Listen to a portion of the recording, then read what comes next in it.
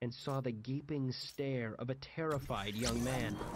He was hissing something at me, a whisper from deep in the throat. He leaned his face down close to mine. I couldn't make out his words. They were just choking sounds, like an old man on a respirator. He leaned closer. I could smell his breath. "They are everywhere," he hissed. "Do you understand me? They are everywhere." "Frankie, can you hear me? Get off me!" Then I saw it. When Frankie opened his mouth, I was looking at the spider. Its tongue, where Frankie's tongue used to be, behind his teeth. It had simply taken over the lower half of his skull. I pictured the way its leg was able to glue itself to my shoulder and shuddered. The spider was a part of Frankie now. Maybe the spider was Frankie at this point. Running footsteps on the porch. Frankie and I both looked and saw John hurl himself through the front door. I screamed, "John! It's a breeder!" John didn't stop. He hurdled the coffee table while screaming, "Your key! I need your shed key!" Shed key? What was he doing, borrowing my lawnmower? "Listen!" Frankie hissed, focusing back on me. I realized he was trying to talk through his parasite and struggling to do it. "They're everywhere. Could be anyone. Do you get it? Anyone." Frankie screamed. A long, segmented thing came out from his mouth, out from the parasite hiding within. It looked like a black earthworm, but longer, with a little spike on the end, like a scorpion's tail. I was expecting the thing to come down and sting me or something. Instead, it curled up toward Frankie's own eye. Frankie screamed again. The worm thing plunged into his eyeball. I heard a small engine rev to life from outside the house. I had the crazy thought that I'd see John racing around the house with my lawnmower screaming, "Thanks for letting me borrow this!" before throwing it in his car and driving off. Blood dripped down on me from Frankie's punctured eye. His hands found their way to my face and throat, clawing at me mercilessly, fingers trying to pry open my mouth. The engine sound was in the house, deafening. A shadow fell over us. John. Something in his hands. Something loud. The engine sound revved to a mechanical scream, then bogged down as if with effort. There was a sound like carrots in a blender. Wetness rained down on me. The blurred metal teeth of a chainsaw ripped through Frankie's neck. John worked the machine down, rocking it back and forth as it tore through spine and muscle and tendons. His hands streaked with red. Frankie's head fell free from his shoulders, his wet hair bonking me in the face. The rest of his body held itself above me for a few seconds, then pounded down on me with dead weight that knocked the air from my lungs. The saw shut off, and I could hear John yelling questions at me. His hand appeared on Frankie's shoulder, and together we rolled the corpse off me. I sprang to my feet, looked down at my body in disgust. I looked like an infant somebody had inexplicably taken to an all-you-can-eat rib night. John said, "You, all right?" I sprinted to the bedroom door and slammed it shut. I struggled to catch my breath and said, "My bedroom! It's infested with baby versions of those spider things. They're all over my bed, eating turkey. My bed, John! They were in my bed! Larvae, this whole time! We gotta do something!" "Did they eat your clothes?" "Listen, the army has quarantined the hospital, but it's not doing any good because the spiders are out. They're here. Here, John. What are we going to do if we let just one of those things out into the world?" "Okay, first of all, Wait, where's the head?" We both looked down at Frankie's headless corpse, now laying in the living room on a spreading pool of blood. There was no head. What the? Look! Shit! Frankie's head was making a run for it. The spider's legs were protruding from the severed neck, and they were scurrying the head through the open front door. I ran, following the crawling head out onto the porch. I stomped on the head with my bare foot, pinning it to the welcome mat. I started to yell to John to get the chainsaw when the asshole head bit my foot. I yanked a foot free of Frankie's teeth, then reared back with my other foot and kicked the head so hard I felt like I broke 4 toes. The head sailed 10 feet through the air until it bounced off the windshield of Detective Lance Falconer's Porsche, which had chosen that moment to pull into the driveway.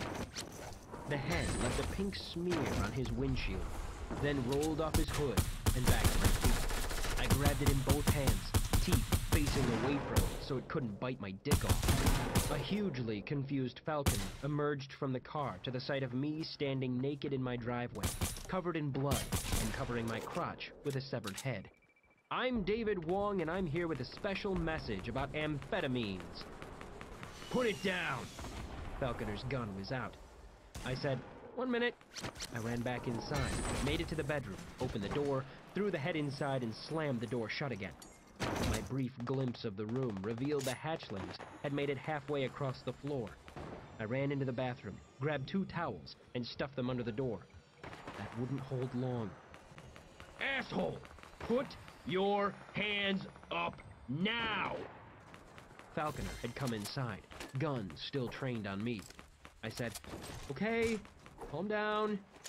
There's good news and bad news. The good news is we found Frankie. The bad news is we got bigger problems. Wait, interjected John from behind the detective. You're Lance Falconer. Shut up, or I will shoot you in the face. That was driving me nuts all night. You're the detective who caught the Father's Day killer, right? Didn't you throw him out of a helicopter? Falconer didn't answer. John said to me, he's famous. I saw this whole thing about him on A&E. Shut the fuck up! Did you kill Frankie? John said, it was self-defense, and he stole my car. He drove it here, and I had to walk all the way from the police station. Got here just in time. He was raping Dave when I walked in. He wasn't— Shut up! Both of you. You're coming with me. To me, he said, put some pants on. Fuck you, this is my house. I make the rules. You take your clothes off. John, get the twister man. Falconer asked, you high? A little. What's in the room? Why are you sealing it up? John, thinking quickly, said, infection. Frankie had it. It's the reason they quarantined the hospital. It's like a virus that— Stop. You're lying. To me, he said, what's in the room? Look, I respect your bullshit detector. Everything that I'm about to say is true. Read it in my eyes. There are factors at work here that you would not understand, and that we do not have time to explain. There is nothing more you can do here, detective, other than to get out of our way. You came here to find a man. You found him. He's lying at your feet. Now go home. Falconer gave me a hard look. He lowered his gun, strode past me, and threw open the bedroom door. His eyes went right to the bed.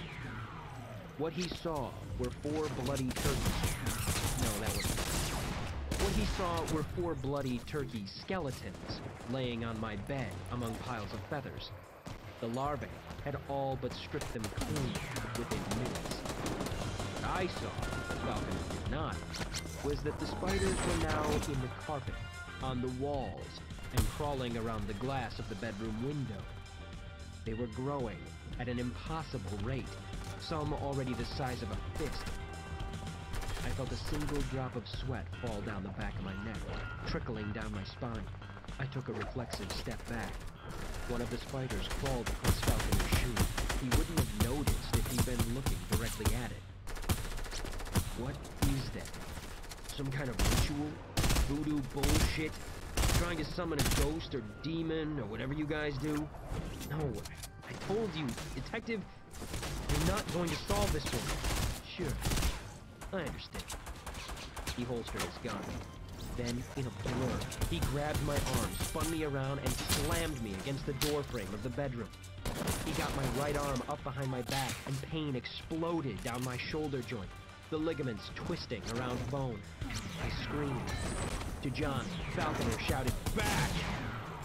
Cold steel on my right wrist. Handcuffs. Falconer pushed me into the bedroom. He shoved me to my knees among the newborn spiders. I heard John shout, "No! No!" But Falconer spun and put his gun on him.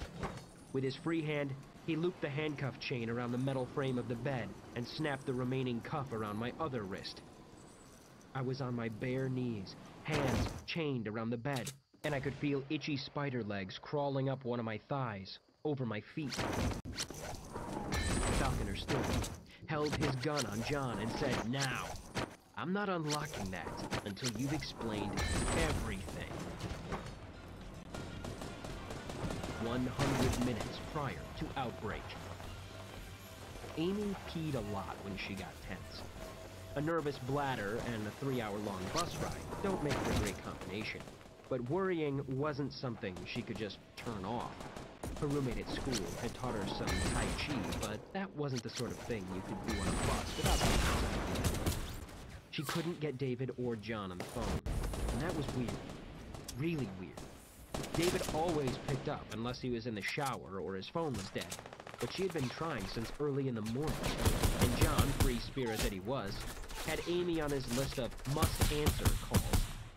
He knew she didn't call him unless it was a big deal and or she couldn't raise David. She never abused his privilege. David had sounded so ominous the night before, getting in one of his moods where he thinks the whole world depends on him and that he's about to let everyone down. It was Amy's job to take his mind off it when he got like that, and it usually wasn't all that hard. He was a guy, after all. A guy with a thing for red underpants. But nothing was helping this time, and Amy was once again frustrated by the distance. David needed her, and there were things you just couldn't do with a phone or a webcam. The school was only 130 miles away, but she didn't drive, and quite frankly, David couldn't afford to make the trip. Not just because of the $60 in gas he burned every time, but the time missed at work. That's why she had bought a Greyhound ticket within 5 minutes of getting off the phone with him the day before. From the window seat on the bus, she dialed him again. With her phone to her ear, she stared out at the trees zipping by, imagining a little running man out there trying to keep up with the bus, jumping over obstacles as they flew past. 4 rings. Then voicemail. Again. She tried hard not to be clingy. She had been on the other end of that with her last boyfriend, a guy who had never touched a girl before and therefore thought if she was cut open, a gush of rainbows and unicorns would spill out. Calling 5 times a day, showing up unannounced, kind of acting like one of those sleazy photographers who follow celebrities everywhere. It was no fun, and David, more than most people, demanded distance. He was the type to reflexively push other people away, never figuring out that the gnawing feeling inside him is what the rest of us call loneliness. You have to ease people out. It takes time. But, with David's history,